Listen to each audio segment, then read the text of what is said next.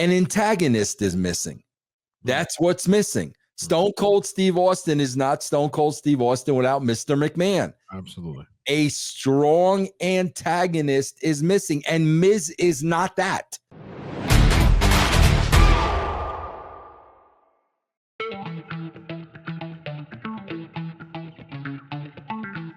And ladies and gentlemen, welcome to another episode of Writing with Russo. I'm here with former WCW World Heavyweight Champion, former WWE head writer. He is the one and only Vince Russo. How are you today?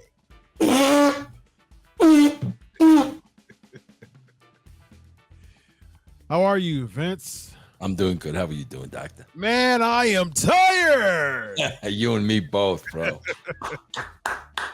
A long day of therapy gets you a little loopy. Yes. Yeah, man, but it's all good, man. I'm feeling good, man. I'm feeling good. Tired. Being a therapist is it's a thankless job, man.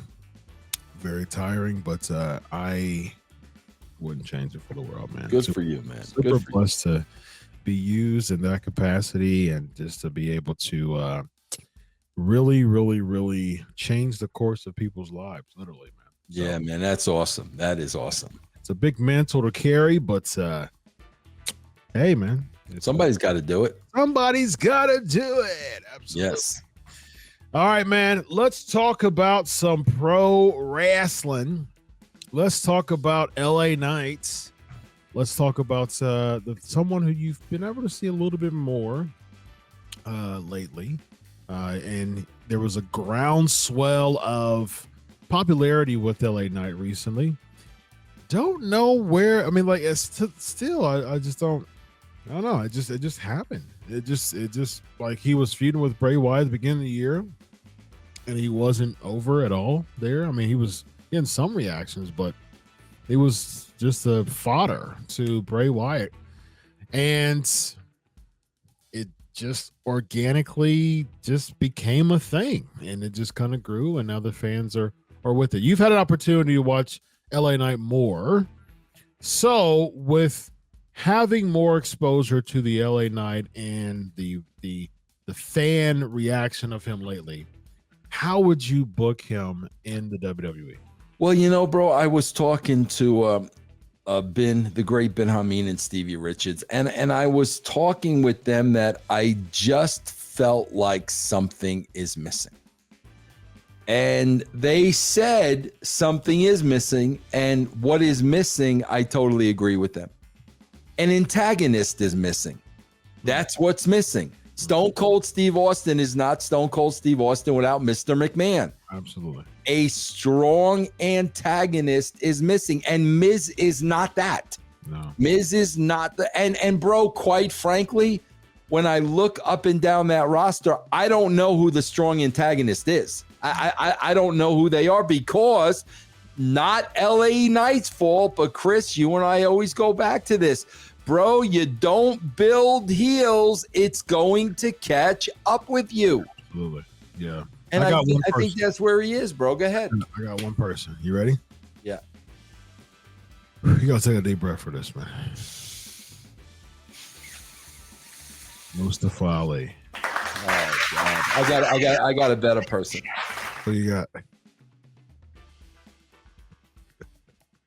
I did a lot of things as Ronaldo Piven. Ronaldo Piven, bro. Bring back Ronaldo Piven, bro. Bring back Ronaldo Piven. Yeah. See, bro, that's the problem. He, like you said, bro, he organically has gotten over, and that's a good thing. Sure. But their failure to build heels. Yes. Now what do you do with them? Yeah, I mean, that's the thing, because the same shtick is only going to have a very small shelf life. Mm-hmm. After a while, they're going to look like fans, and this is just how the mind works. They're looking for a foe to get behind the favorite, you know what I mean? And so if there's no foe, if you're just coming out and just doing this shtick all the time, it starts to get a bit long in the tooth, you know what I mean? And I think at the end of the day, like right now, I think that, you know, he's in a decent spot. but at the same time, it's like people are going to be looking for more, and then they're going to they're going to hear, you're going to hear boring all over the, all over the Twitter or the X and the Facebooks and all that. Fans don't have a very long, a very lengthy attention span, and it's really easy to get a fan disengaged to a character. And what keeps them engaged, like you said with the Austin McMahon, is that good heel, that good antagonist to complement them as babyface. I remember when I did a media for a few years ago during WrestleMania 33 weekend, and I was a part of a Q&A session with Sting, and I was doing media that weekend. It was Sting, Flair, and JR was the host, and Matt Striker was the host. He was the MC. Matt Striker was the host.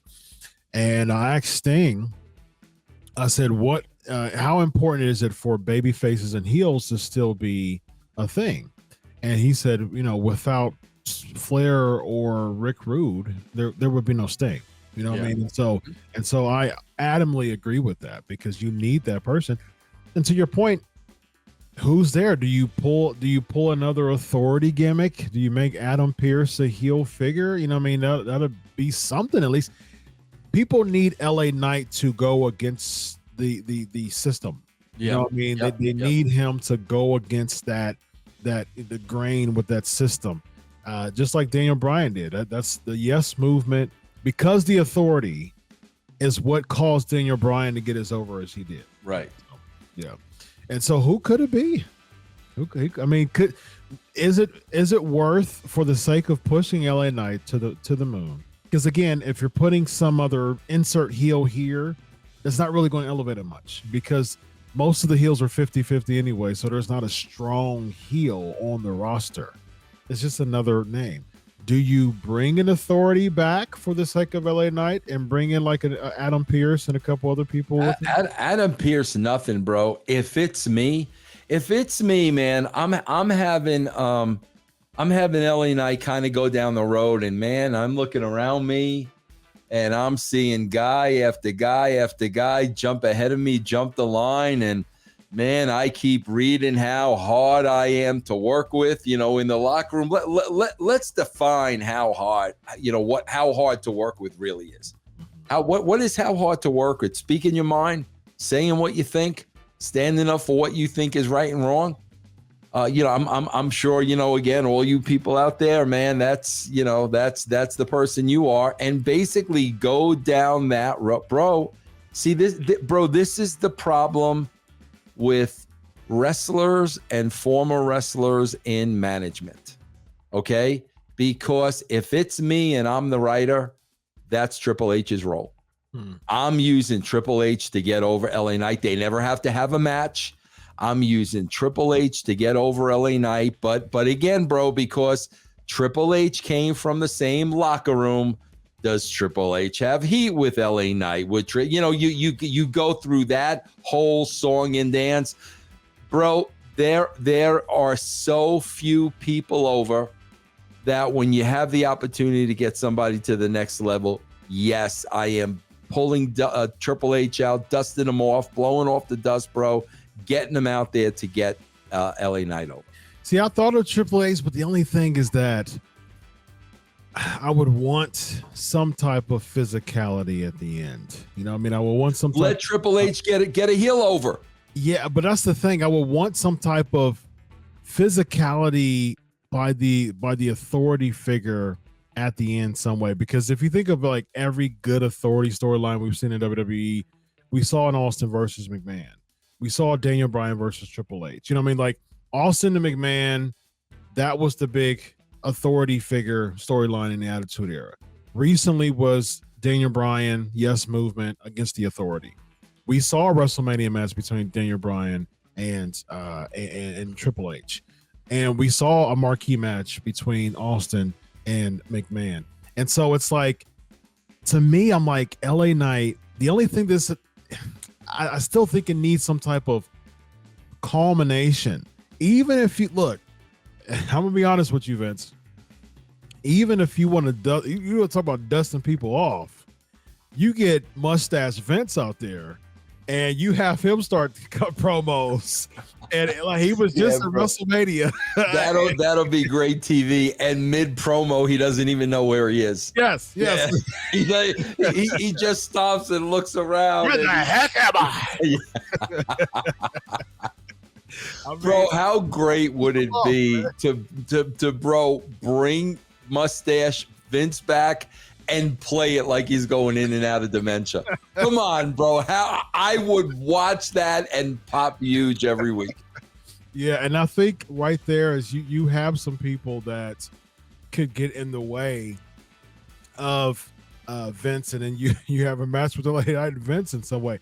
And I think honestly, man, that would be a spot where I would bring back Randy Orton as like a hired gun. You know what I mean? Because he doesn't have really anything going for him. Yeah, I think we already saw, the authority with Triple H and Randy Orton. Why not bring him back as, LA Knight's trying to get and climb his way with the promo you were talking about. And then all of a sudden, boom, RKO. That's a really good feud between LA Knight and Randy Orton to prevent LA Knight from getting to Triple H or getting to Vince McMahon. So I think that would be cool. And to me, Randy Orton is really the only person that is kind of fail safe right now. To make it legit, to make this LA Knight push legit. You could throw Brock. And bro, all you got to do, you could eliminate like the authority figure altogether. If he's cutting that promo about everybody jumping ahead of him, and Orton comes out of nowhere and gives him the RKO and basically looks down on him and said, "Guess what? Somebody else just cut the line." Yeah, there you go. Just go from there. That's better than anything else on that roster. Yeah, anything else.